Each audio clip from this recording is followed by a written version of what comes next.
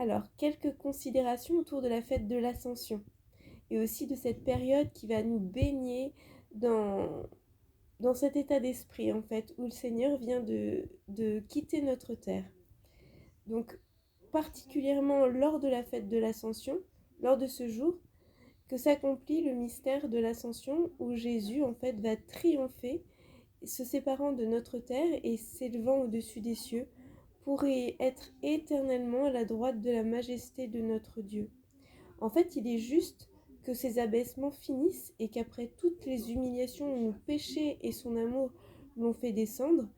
ben, Jésus puisse rentrer en possession de sa souveraine grandeur qui lui est due à tant de titres. C'est donc durant cette fête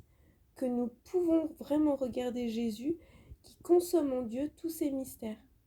C'est là que nous devons aussi l'adorer dans la plénitude de la joie, qui est la récompense de toutes ces larmes en fait et de tant de douleurs. C'est encore là qu'il faut admirer son amour pour l'Église, qui est vraiment plus vif, plus ardent, plus opérant que jamais, puisque loin d'oublier son épouse désolée qu'il va en fait laisser sur terre, c'est aussi pour notre bien qu'il monte au ciel. C'est vraiment pour nous combler du don qu'il nous promet tant, cet Esprit Saint.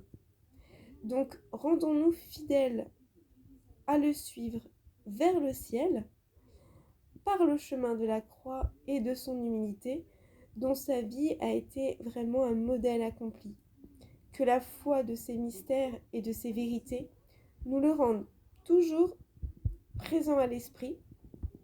que l'espérance nous élève, nous unisse inébranlablement à lui, et que l'amour, qui sur cette terre ne peut encore le posséder irrévocablement, le cherche, l'aime, le serve dans les pauvres, dans ceux qui auront besoin de nous, jusqu'à ce qu'il revienne lors de ce second avènement qu'il nous fait annoncer aujourd'hui par ses anges. Bien plus encore, aujourd'hui par le cadeau de la divine volonté, nous avons vraiment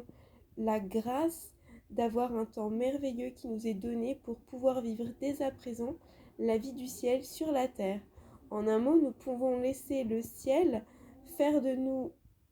sa proie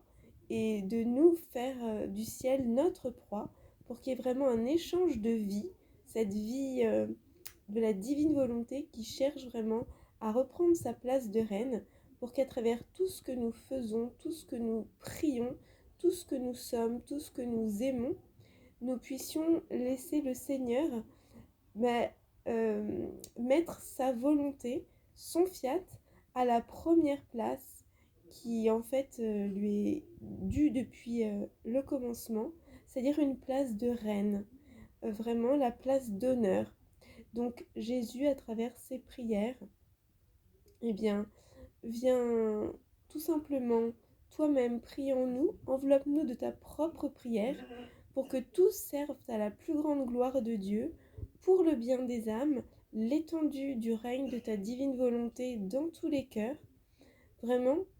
que parce que nous sommes, par notre présence à ton humanité et à ton cœur eucharistique, à laquelle nous désirons être fusionnés, perdus dans ces mers d'amour, de lumière, en passant aussi par le cœur de Marie, selon notre spiritualité, selon ce que l'Esprit Saint chantera à notre âme, que vraiment nous puissions, par notre vie, être transformés en prière vivante, en hostie vivante, qui répète continuellement que ton fiat règne en souveraine. Voilà.